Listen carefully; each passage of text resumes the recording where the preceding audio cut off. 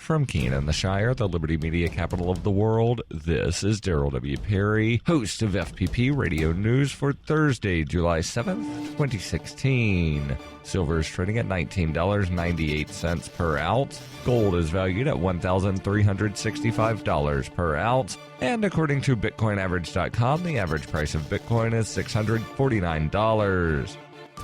Antiwar.com reports Al-Qaeda in the Arabian Peninsula attacked and briefly occupied a strategically important South Yemeni military base near the Aden airport on Wednesday, launching suicide attacks and engaging in a multi-hour gun battle over the facility. In the end, at least 14 Yemeni troops were reported slain and 10 wounded. 6 Al-Qaeda in the Arabian Peninsula attackers were also said to have died in the fighting. Though Aden also houses a significant number of foreign troops from the Saudi coalition, there was no word of any foreign casualties. Only 10 of the Yemeni troops were actually killed at the site of the base itself, and while that major battle was ongoing, Al-Qaeda and the Arabian Peninsula forces also hit another security facility inside the city itself, killing the other 4. Aden is the interim capital of the pro-Saudi Yemeni forces, though their control over the city has often been tenuous. Since expelling the Shiite Houthis from the area, much of Aden has had a significant Islamist presence, and there have been several fights and a growing number of attacks on troops in the area as both Al-Qaeda in the Arabian Peninsula and the Islamic State try to assert themselves.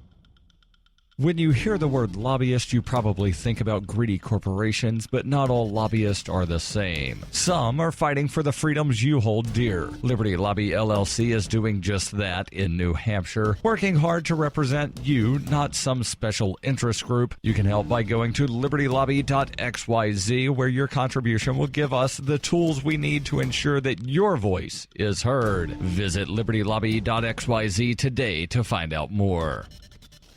UPI reports FBI Director James Comey is expected to testify before the House Oversight and Government Affairs Committee on Thursday about his agency's recommendation not to prosecute Hillary Clinton over her use of a private email server. Representative Jason Chaffetz of Utah, chairman of the committee, invited Comey to testify on Capitol Hill. Chaffetz said in a statement on Wednesday, individuals who intentionally skirt the law must be held accountable. Congress and the American people have a right to understand the depth and breadth of the FBI's investigation. On Tuesday, Comey said that although there is evidence of potential violations of the statutes regarding the handling of classified information, our judgment is that no reasonable prosecutor would bring such a case. House Speaker Paul Ryan on Tuesday told Fox News that the House of Representatives is going to have hearings. Ryan said there are a lot of unanswered questions here. She clearly lives above the law. The Department of Justice will now decide how to move forward with the Clinton case, but U.S. Attorney General Loretta Lynch on Friday said she would accept the findings of the FBI investigation.